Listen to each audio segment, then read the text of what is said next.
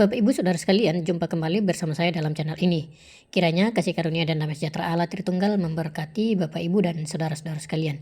Ya, baik Bapak Ibu Saudara, kali ini kita kembali lagi melihat satu cuplikan video kesaksian seorang murtadin, di mana dalam kesaksiannya ini sangat menarik dalam perjalanan hidupnya mencari kebenaran atau kepastian keselamatan. Karena dalam keyakinannya yang lama, ia masih terus mempertanyakan tentang terutama mengenai doa mereka. Karena dalam kesaksiannya ini ia berkata bahwa ia mendoakan junjungan mereka. Namun dari pernyataan ini membuat kita juga bertanya, ya bagaimana mau selamat sedangkan junjungannya mereka sendiri saja masih didoakan? Apa mungkin ada kepastian keselamatan dalam keyakinan mereka? Kan begitu. Nah, karena itu Bapak Ibu Saudara, dalam pencariannya akan kebenaran akhirnya ia menemukan satu ayat kitab suci, ya, karena memang orangnya adalah suka membaca. Dari berkat kegigihannya ingin membaca ini, akhirnya dia mencari tahu di dalam kitab suci atau Alkitabnya orang Kristen, dan kemudian ia menemukan satu ayat, ya, yang mengatakan aku pergi ke surga untuk menyediakan tempat bagimu, di mana aku ada di situ kamu berada. Jadi ayat itu merujuk ke suatu alamat yang pasti, tidak ada mudah-mudahan, tidak ada kayak janji-janji yang belum pasti, tetapi ini alamat yang sungguh pasti, bukan alamat palsu. Nah, inilah yang membuat ibu ini mengantarkan dia untuk terus giat mempelajari kitab suci atau Alkitab, dan pada akhirnya ia meyakinkan dirinya, ia pastikan dirinya untuk menjadi seorang pengikut Kristus. Nah, sebelum kita nonton, Bapak Ibu dan Saudara, saya berharap berilah komentar yang baik, mengedukasi, dan memberkati orang lain. Karena tujuan kita atau channel ini adalah untuk membagikan kisah kesaksian para murtadin, di mana mereka mengalami kuasa Tuhan, mengalami anugerah Tuhan, sehingga mereka menerima karya keselamatan itu. Karena itu, berilah komentar yang baik. Ya, baik Bapak Ibu, mari kita saksikan cuplikan berikut ini. Ini dia cuplikannya.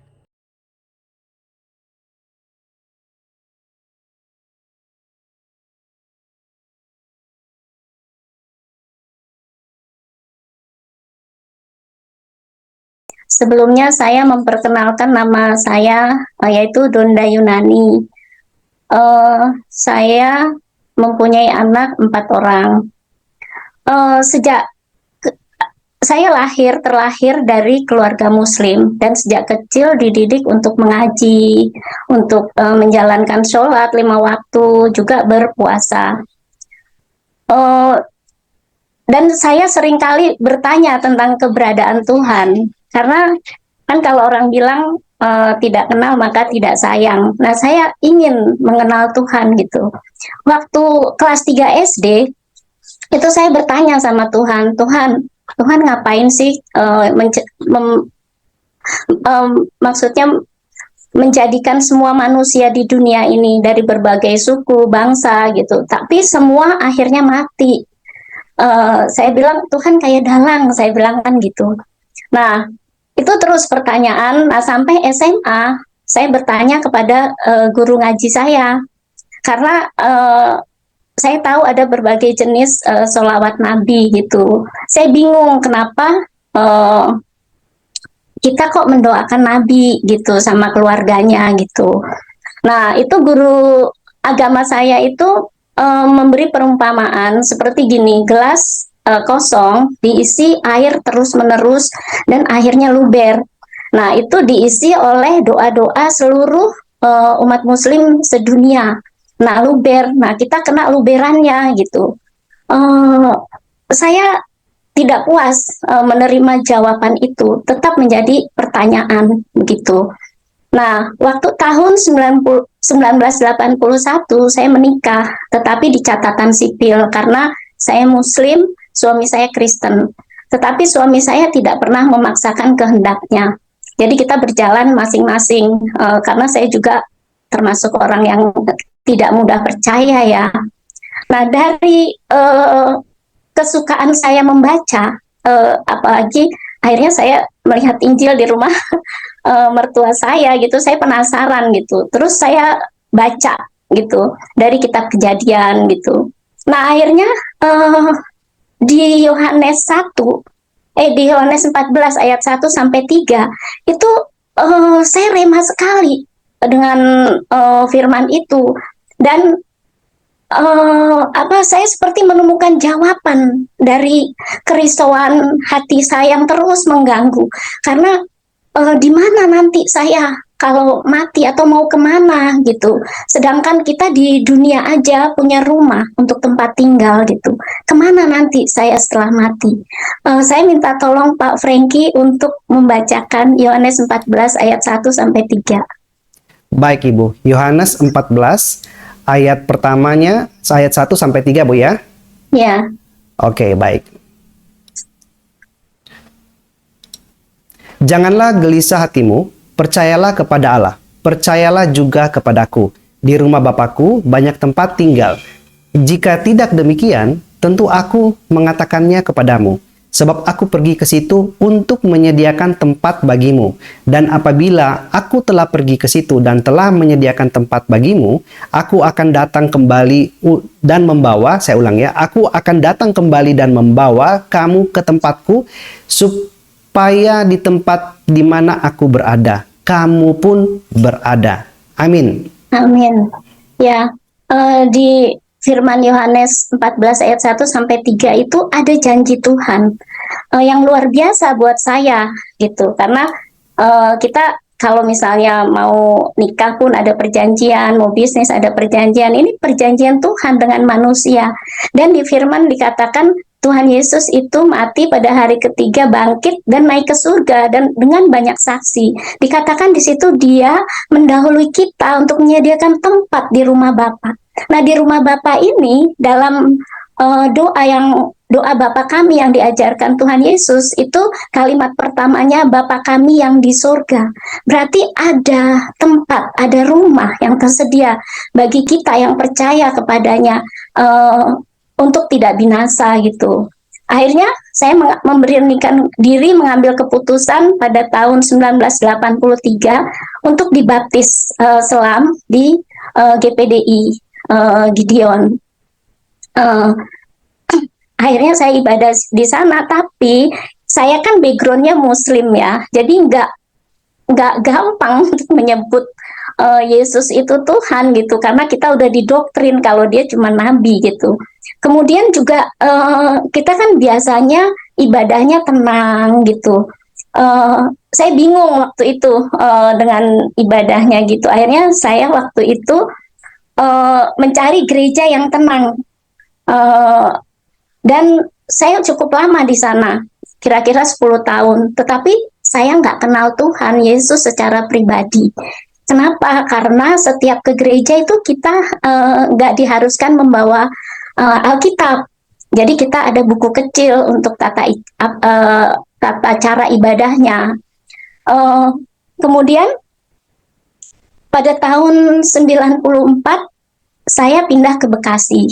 Nah, di sana itu kita adakan oikomene, yaitu perkumpulan dari denominasi gereja-gereja gitu, untuk di lingkungan di mana kita tinggal. Nah, di situ sering dibahas firman. Akhirnya saya beli Alkitab itu, karena kan nggak mungkin kita orang yang namanya beragama kan harus tahu firman, harus punya Alkitab gitu. Nah, di situ akhirnya saya semakin mempunyai keinginan untuk mengenal Tuhan. Setelah itu,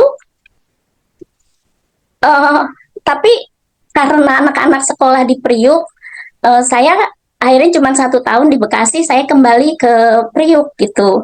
Nah, saya di situ mulai ibadah itu kalau Sabtu di gereja lama, kalau Minggu itu di GPDI. Karena saya sadar, saya perlu Tuhan. Anak-anak semakin besar, tangan saya nggak cukup panjang jaga mereka, mata saya nggak cukup lebar ngawasin mereka gitu. Saya janji waktu itu, Tuhan 2 tahun ya, 2 tahun lagi saya sungguh-sungguh. Karena saya waktu itu ngarepin dispensasi dari tempat sekolah anak saya. Tapi Tuhan punya rencana lain. dia ubahkan itu cuman waktu itu 2 bulan lewat apa jamahan Roh Kudus. Jadi di GPDI ini kalau setiap tahun setelah merayakan kenaikan Tuhan Yesus itu diadakan doa pencurahan Roh Kudus. Nah, saya pengen, maksudnya hati saya tuh ingin lebih lagi mengenal Tuhan. Akhirnya saya mengikuti pencurahan Roh Kudus itu. Hari pertama, kedua, ketiga tidak terjadi apa-apa. Pada hari keempat, kita semua posisinya berlutut ya. Kita menyembah Tuhan gitu. Nah, saya bayangin penglihatan Yohanes di Pulau Patmos, itu saya merasa, maksudnya mengimani Tuhan Yesus di depan saya bilang gini, Tuhan, saya layak nggak ya di hadapan Tuhan? Karena dosa-dosa saya banyak, saya bilang. Saya sebutin satu persatu. Saya nggak peduli kiri kanan saya. Terus tahu-tahu saya terloncat-loncat dari posisi saya yang sedang berlutut itu. Saya nggak ngerti itu. Tapi saya kira-kira 15 menit saya loncat-loncat itu. Tapi setelah itu saya merasakan sukacita yang luar biasa, yang saya nggak bisa gambarkan gitu. Beda kalau kita dapat hadiah atau apa. Ini sukacita yang luar biasa yang dunia nggak bisa berikan. Kemudian besoknya hari kelima itu setelah puji-pujian itu tahu-tahu saya maju mundur gitu. Saya bingung gitu loh, kenapa gitu. Tapi ya udah saya nikmatin aja. Nah, setelah itu hari Minggu ini saya lagi tidur bersama anak saya yang nomor 3 itu, mertua saya datang, dia bilang mau gereja nggak? Saya bilang nggak, Meh, lagi ngelonin gitu kan. Terus mertua saya pergi.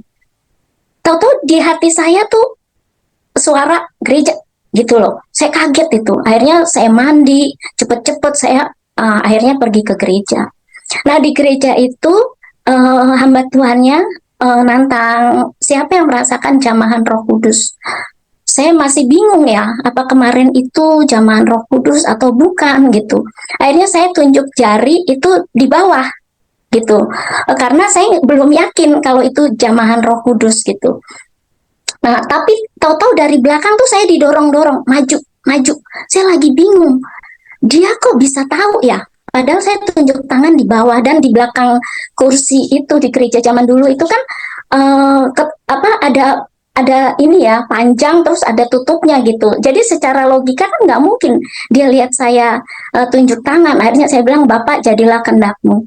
Nah pas di depan itu posisi saya, kita semua berdiri ada kira-kira 8 orang. Nah posisi saya, tangan saya seperti ini. Nah kita masuk penyembahan itu saya terputer-puter itu. Tap gitu, terus balik lagi gitu, muter-muter. Saya bingung, saya mau lepasin tangan saya begini kok nggak bisa gitu loh. Saya seperti Tuhan tuh lagi apa, kayak mainin gitu loh. Saya bingung ya. Terus lama seperti itu, saya pikir saya udah jalan kemana-mana. Saya bilang gini, Tuhan, nanti lama-lama saya jatuh, saya bilang kan gitu. Tahu-tahu saya jatuh brek gitu. Nah itu kan saya posisinya di tangga, mau ke mimbar tuh ada tangga, sampai lutut saya berdarah.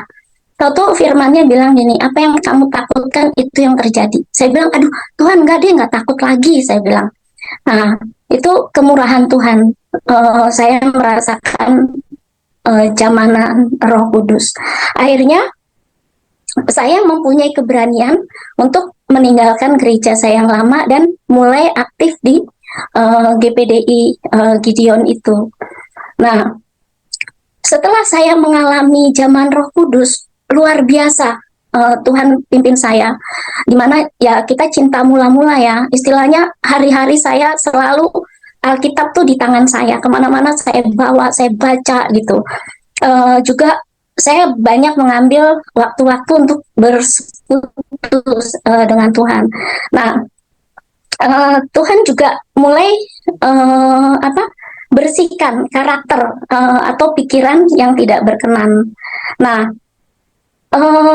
tadinya kan saya susah tuh baca Alkitab karena memang suami saya suka kumpulin merchandise yang berkaitan dengan percabulan. Nah, jadi saya susah sekali gitu baca itu, dan saya dulu suka nonton ya,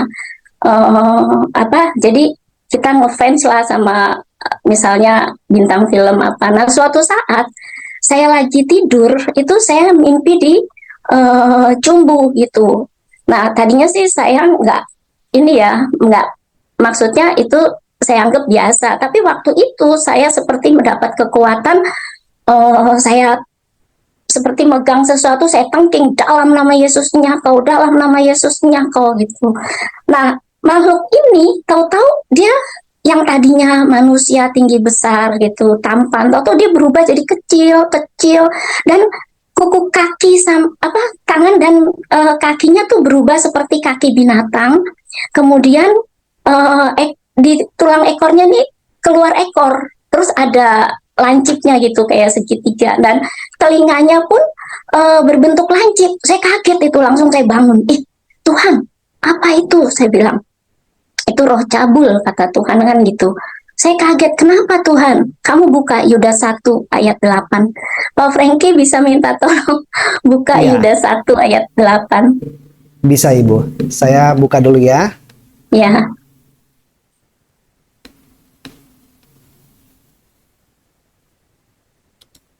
Yudas 1 ayatnya yang ke-8 Ibu. ya.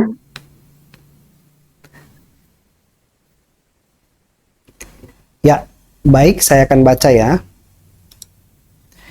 Ya. Namun demikian, orang-orang yang bermimpi mimpian ini juga mencemarkan tubuh mereka dan menghina kekuasaan Allah serta menghujat semua yang mulia di sorga. Ya, tadinya kan saya nggak ngerti, saya juga nggak tahu itu ayat itu gitu. Tapi suara itu jelas, buka Yudas 1 ayat 8. Saya tanya, Tuhan, kenapa? Karena firman-Nya berkata, hendaklah kamu kedapatan tidak bercacat celah di dalam roh, jiwa, dan tubuh. Nah, itu tuh kalau kita bermimpi-mimpian gitu, itu kata Tuhan berjinah di dalam roh. Walaupun secara fisik kita tidak berjinah, tetapi di dalam roh itu kita berjinah, dan Tuhan tidak mau itu. Kemudian dulu kan saya waktu di gereja yang lama tuh punya patung yang ditempatkan di pojokan rumah itu ya. Nah, dulu kita suka berdoa gitu lewat dia gitu. Nah, waktu itu saya sedang menyapu di dapur, tahu-tahu patung itu jatuh gitu, pecah. Saya bingung. Nah, anak saya kan udah sering sekolah minggu, dia bilang, Ma, nggak boleh berdoa, itu kan bukan Tuhan, Ma, katanya gitu. Terus akhirnya saya bilang, saya nggak mau tanya hamba Tuhan yang lama, saya juga nggak mau tanya pendeta, saya mau Tuhan yang jawab, karena Tuhan itu hidup, bukan cuman mendengar tetapi menjawab. Akhirnya saya ambil waktu untuk doa, kadang-kadang puasa.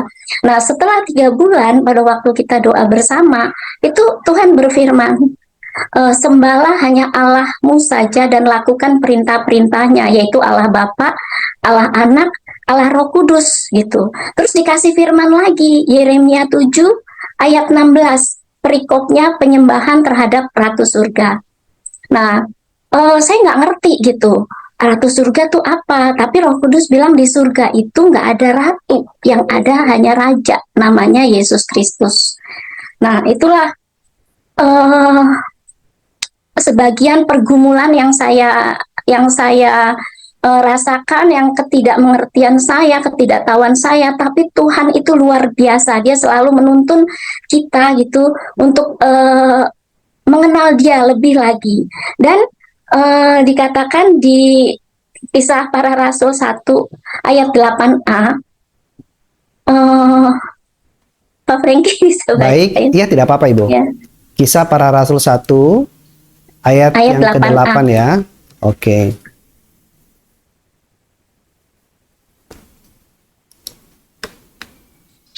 Ayat ke-8. Baik. Tetapi kamu akan menerima kuasa kalau Roh Kudus turun ke atas kamu, dan kamu akan menjadi saksiku.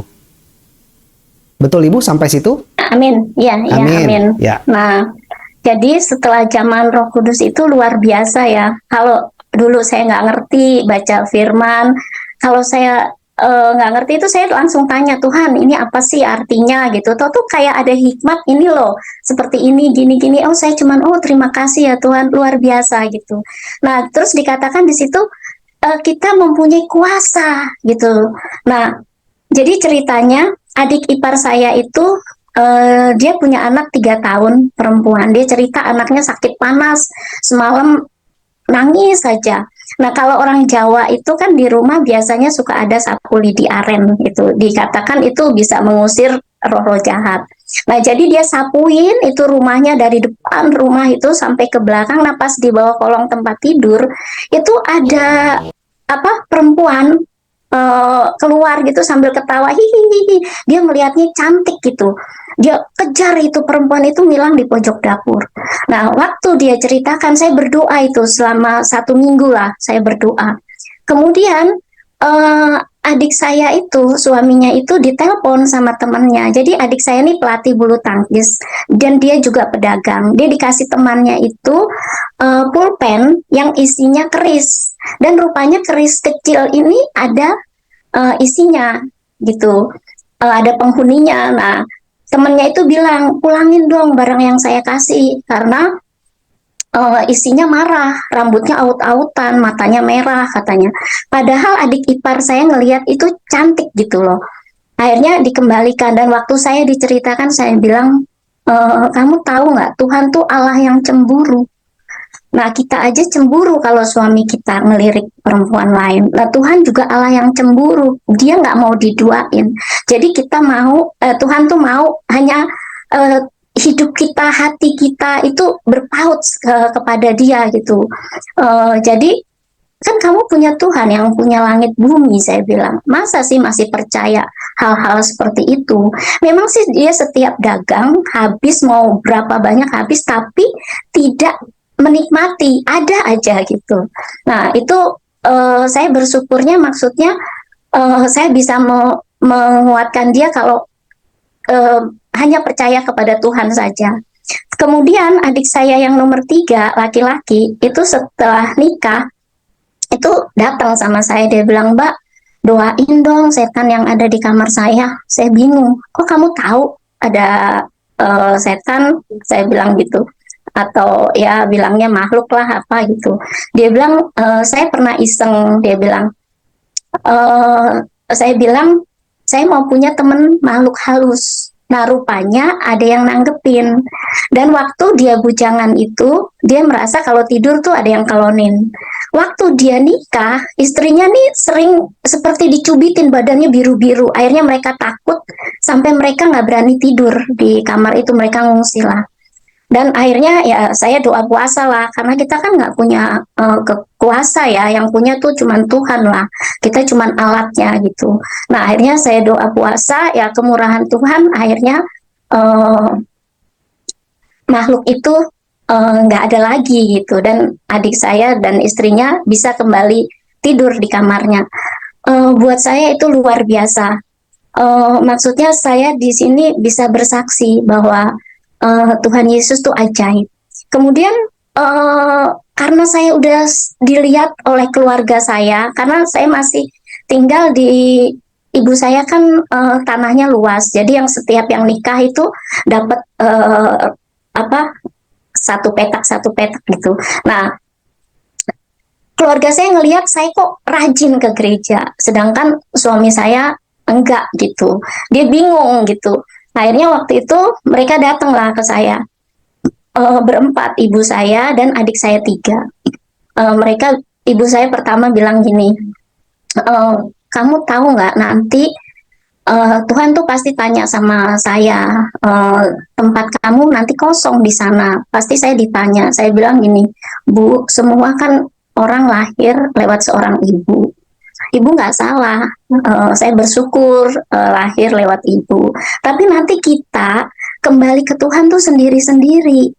Saya juga nggak sama suami saya mungkin, nggak sama anak saya mungkin. Kita menghadap Tuhan itu pribadi lepas pribadi. Jadi ibu nggak usah merasa salah. Nah terus adik saya bilang itu ada apa hamba Tuhan satu keluarga masuk Muslim gitu. Terus saya bilang orang yang dijamah sama Roh Kudus tidak akan meninggalkan Tuhannya. Nah, adik saya itu bilang gini, oh Roh Kuda, Roh Nini itu saya bilang gini, hujat terhadap anak manusia dapat diampuni, tetapi hujat terhadap Roh Kudus tidak akan diampuni di dunia ini dan di dunia yang akan datang. Nah, terus setiap mereka itu saya selalu jawabnya pakai firman. Rupanya Tuhan udah persiapkan saya sebelumnya untuk saya lapar haus sama firman, jadi saya bales mereka tuh pakai firman gitu. Nah, terus sampai mereka marah ninggalin saya. Nah, saya juga namanya manusia ya, ada nggak sejahtera.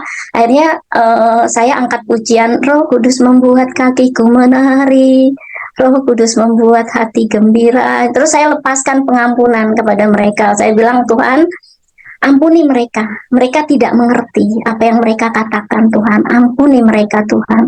Saya mengasihi mereka terlebih-lebih, Tuhan. Besoknya, anaknya adik saya yang berkata Roh Kuda, Roh Nini itu sakit. Istrinya datang ke saya. Mbak, anakku sakit. Nah, akhirnya saya datang ke dia, saya doain. Puji Tuhan, sorenya udah sembuh. Nah, adik saya yang perempuan itu ke dokter kan. Setelah seminggu nggak sembuh juga. Nah, saya waktu itu mandi di rumah orang tua saya sama anak nomor 3 itu, kita mandi sambil memuji Tuhan. Pas lewat kamarnya dia panggil, doain saya dong katanya gitu. Akhirnya, wah itu bukan kebetulan ya, itu pasti apa karya Tuhan gitu. Akhirnya saya masuk ke dalam kamarnya dan kita berdoa buat dia.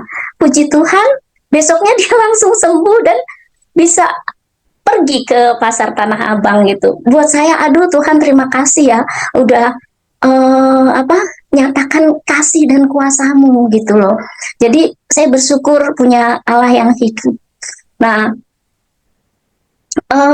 akhirnya kayak gini ya, kita punya sesuatu kue ataupun yang enak, kita kan juga mau bagi dengan orang-orang lain seperti itu.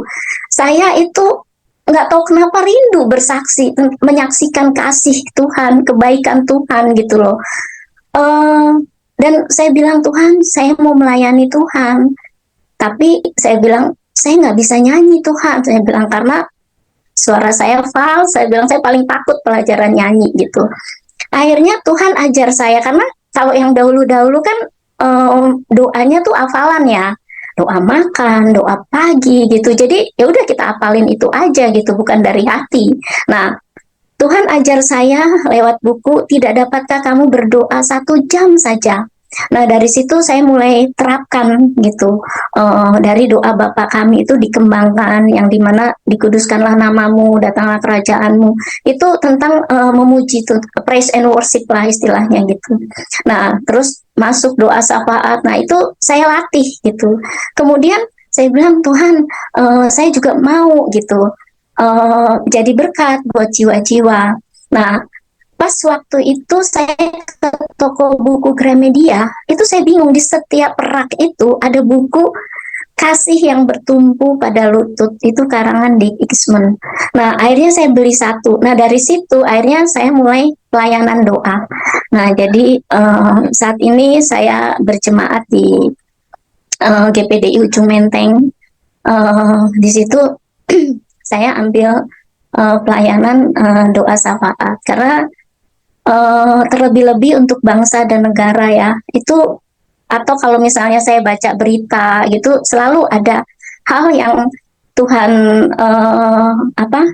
ingatkan untuk saya bawa dalam doa.